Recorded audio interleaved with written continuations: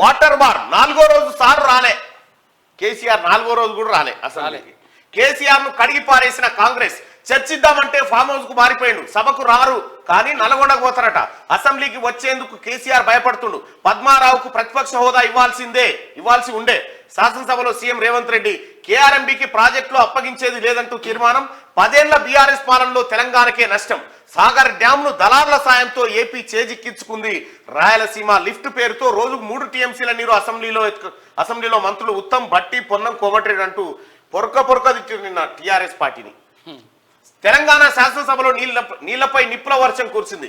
10 ఏళ్ల కేసీఆర్ పాలనలో జరిగిన నీళ్ల దోపిడీ, సాగునీటి ప్రాజెక్టుల వ్యవహారంపై కాంగ్రెస్ కడిగి పారేసింది. తెలంగాణ సమాజానికి సాగునీటి అంశంలో సమాధానం చెప్పాల్సిన కేసీఆర్ పత్తా లేకుండా పోయాడు. అసెంబ్లీ సమావేశాల 4వ రోజు సారు సభకు రాకుండా ఫామ్ హౌస్ కు పారిపోయాడు. కేఆర్ఎంబీ ప్రాజెక్టుల అప్పగింత వ్యవహారంలో బీఆర్ఎస్ పార్టీపై కాంగ్రెస్ పేల్చిన మాటల తూటాలతో అసెంబ్లీ దద్దరిల్లిపోయింది. ఓవైపు సాగునీటి అంశంపై చర్చిద్దాం రండి అంటూ సీఎం రేవంత్ రెడ్డి ఇప్పటికే పలుమార్లు కేసీఆర్ ఆహ్వానించారు. అయినా కేసీఆర్ సభకు రాకుండా కుంటి సాకులు చెప్తూ ఫామ్ హౌస్ కే పరిమితమయ్యాడు. కృష్ణానది జలాల విషయంలో తప్పించుకొని తిరుగుతా ఉన్నాడు. అక్కడ కేసీఆర్ కూడా మంచిగా బోన్లోకి వచ్చేదాకా ఇట్లా దువ్వి తీసుకొస్తారు చూడు పొరగాలు. అట్లా మీరు పెద్దలు, మీరు సలహాలు ఇవ్వాలి, మీ అనుభవాలు కావాలని పిలుస్తున్నారు కేసీఆర్. అమ్మా నాకు తెలుసురా, నేను వస్తే నా పని చేస్తారని ఆయన తెలుసు.